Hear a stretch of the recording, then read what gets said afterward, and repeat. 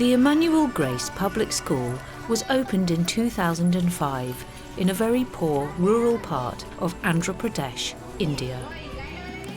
The main idea is really to educate children so that their future is improved. So we take some of the poorest and actually try to change that through education, teaching them in the medium of English, because that is the best education you can get in India. So if you want to study anything that's going to give you a really good career, you've got to speak in English. See, told, has a teacher, yeah, about. We have a children's home which will feed, clothe, look after children from 4 right up till they get a job. We live here very much like a family, and our aim really is to give the poorest of children an opportunity to receive an education and change their life for the better. We like to take one child from a family as opposed to all the children, because then we can give more opportunity to more families. So if you educate, for example, the oldest son, ultimately he is going to be responsible for his parents as they grow old, his sisters and brothers. So if he has a good job, it means the family can be taken care of. There is a better chance of making a good marriage with someone who also has a good job, because that's considered very important here, that you make a good marriage and someone who's equal to you. Bharat Kumar came to the school when he was 4. He's the only surviving male in his family who he will have to support. I was studying in this school because my family was very poor, because I am coming here to this school. Yes, ma'am. So your family was very poor? Yes, ma'am. And so if you didn't come here, would you be able to go to school? No, madam, because of no money to learn it, ma'am. No money to. When I become bigger, I will do the mechanical engineer. And I got job for 15,000. 15,000 rupees? Yes, ma'am. And is that a good amount of money? Yes, ma'am, for India, ma'am. In fact, that's 30 times as much as he could earn without an education, and more than enough to change life for the whole family. Discipline is strict, and the children are expected to work hard. When I come to this school, I learn so many things from this school because I like this school very much.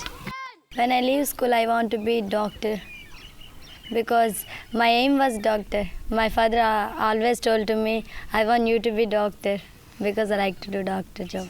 Sometimes children in England don't want to go to school. Yes. But have you ever felt, oh, I don't want to go to school? No, madam, because I am very interested about it. This is the local village next to the school. It gives you a good idea of the way most people live in this part of rural India. It's rather chaotic and dirty. The open sewage, pigs and animals roaming in the sewage is normal. There's no bathrooms. Anywhere in the village there's no bathrooms. And then we have people grinding and cooking food next to the open sewer. That's very common.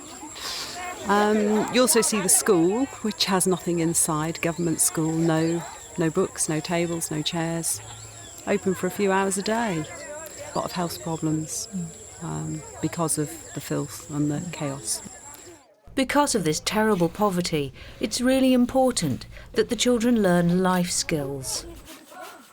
Not knowing how to use a bathroom would sound crazy to somebody in the Western world, but here most of our kids don't have a bathroom. In fact, the village that we're outside of, there are no bathrooms. Means that you can contract typhoid or dysentery or a whole host of other nasty diseases that can kill you.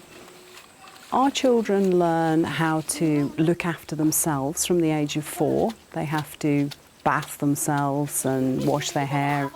The older children learn how to hook up the generator, how to cook, how to kill a snake, which they do quite often. Yeah, just about everything you could need for India. It's often the small things that make a difference. The school cows have transformed the children's health. Bharat Kumar was one of the first to benefit. He came with no teeth. His milk teeth had obviously decayed, and that's a very big problem here. Kids with decayed teeth, they don't clean their teeth properly or at all. But what happened was we got a cow and we started giving the children a glass of milk every day, and within weeks he got his teeth and has fabulous teeth now. Being healthy and happy means the children get the very best out of the opportunities the school offers, and everyone enjoys a family outing, especially a picnic. It's like a family. It's like a family. Yes, ma'am. The madams and sars are very, very good, madam. I am so happy with living here with my all friends. And what about Sir and Madam? I love them because they took so much care of us.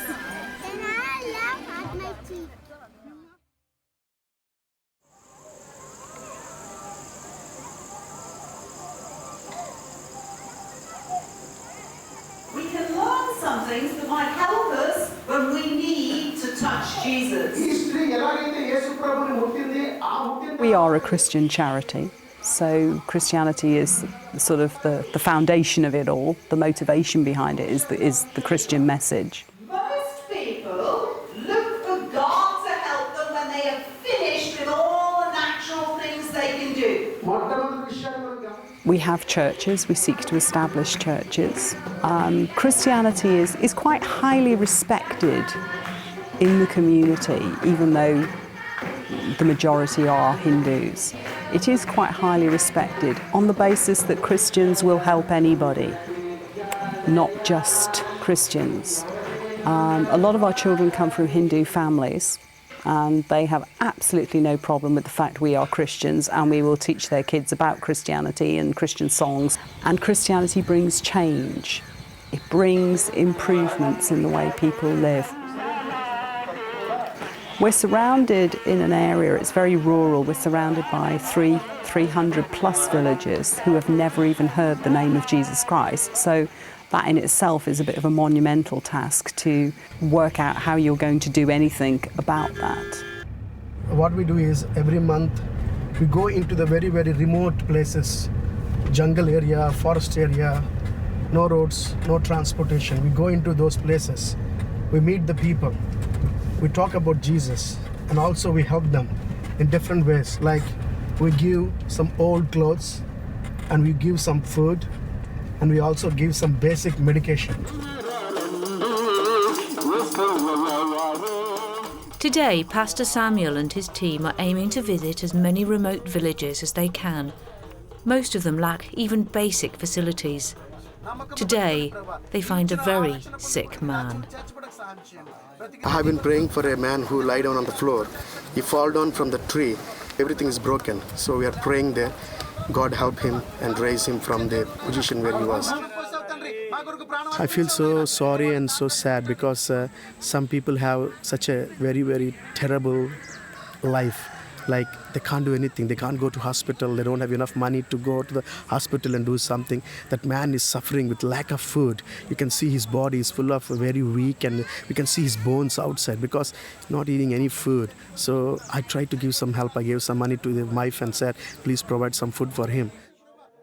Amongst the poverty and suffering, there is hope. Working with local people brings change. We are building a church to a lady pastor called Rajamma.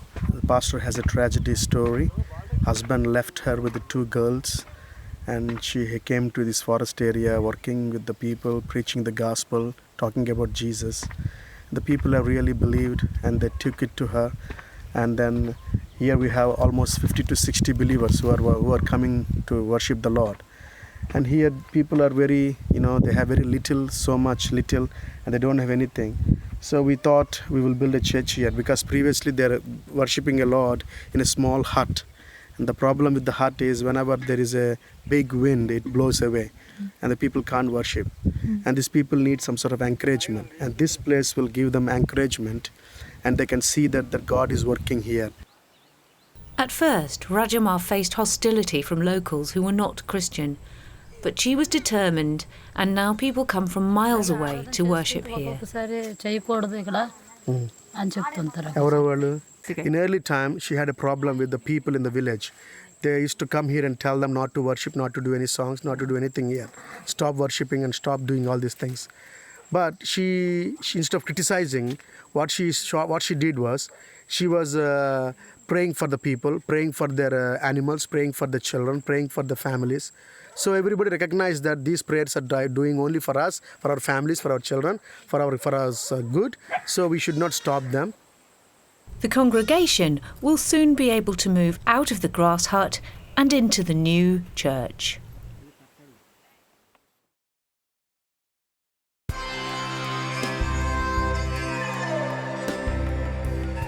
The Emmanuel Grace School has been open for over 10 years, and now the Hope Community Trust would like to expand their work. We need to buy another piece of land. Really our aim is to buy a piece of land that will be large enough for a children's home, possibly with some extra acreage so that we can grow some more of our own food. We currently grow about 80% of our own rice. We'd like to be able to increase that to 100% of our rice and grow some vegetables as well, so that we're almost self-sufficient. Short supply means land here is expensive. The value of the school site has quadrupled in 10 years, but running costs are kept as low as possible. We don't pay anything we don't need to, so we don't pay for advertising and we don't pay for glossy magazines or anything like that. And people make donations. Sometimes they specify what they want us to spend the money on. Sometimes they tell us, do what you need with it, which is really helpful. And we just seek to do the very best we can with what we've got. We don't always know when it will come or how much it will be, but we, continue using our faith and trusting God to help us when there's a shortfall to meet the needs. But we focus on, the most important is feeding, clothing and educating the children, and the other growth, the other things that develop come after that. There's lots of things people can do. Obviously there are people who give us money. We're looking for people who will come and maybe preach or teach in the sort of church, Christian sort of evangelical area of the ministry, but also for people who want to come and teach in school. I'm particularly looking for people who are wanting to commit themselves to a year, not for a salary, for pocket money, and come and teach in school. When a volunteer comes, that increases the level of English. Or people who want to come for 3-4 weeks in the summer, work with kids. They can equally achieve a large amount, bringing some creative skills, and every little bit adds something to the child's education. Then 1, 2, 3. Welcome to our school. Oh, you forgot what to say, didn't you? What do you do when people come to visit to practice your English? We talk with them and we play with them. And that helps you to learn? Yes, ma'am. What job would you like? I want to be a gynecologist because I want to service poor people and I want to help everybody.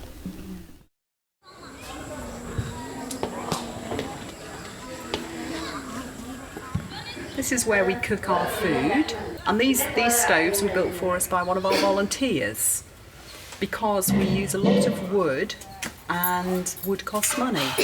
So these stoves actually save us a third of our wood, having been sort of specially designed so that we can cook with all the heat focused at this end. But the thing I like about them is they're so much safer than the original open fires with all the kids roaming about. John teaches at Helsden High School in Norwich.